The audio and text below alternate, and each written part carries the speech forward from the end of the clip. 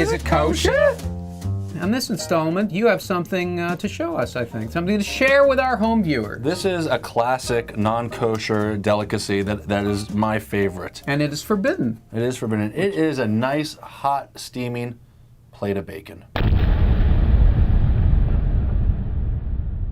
I can see that the siddur is It's starting to burst into flames. Get the actually moving away on its own volition, moving under its own power. So now, bacon, this is pork. It is pork. Why can't we eat this? Well, we're only allowed to eat, according to the Torah, animals that have cloven hoofs. And of course, a pig does not have cloven hoofs. And also, we're not allowed to eat animals that ruminate. In other words, roll in their own filth. In their own filth. Well, here, I want to explain this real briefly. I'm allowed to eat bacon. I get a pass. Tell us why. Well, I have a pass because I have a pig valve. I was born with a congenital heart defect called tetralogy of Fallot with pulmonary atresia, which means my aortic valve wasn't properly formed. Oh. So they had to put in a new valve, and they put in a pig valve. The Hancock 2 valve is a porcine aortic valve, so it's taken from a pig aortic root. This is all well documented. I made a documentary about my third open heart surgery, which was when I was 27. Gee whiz.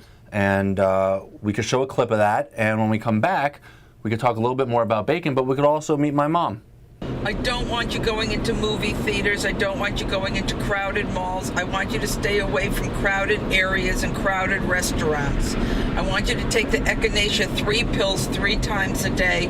I want you to take care of yourself and got a lot of rest. This is not the time to party now. The next 3 nights, Tuesday night, Wednesday night, Thursday night, Friday night, Saturday night, Sunday night, you have 6 nights to get yourself all built up. No more cocaine? No more cocaine, no more marijuana. No more crack, no more heroin. The main problem is one of my heart valves is failing, and it needs to be replaced again. And pressure's building up on the right side of the heart.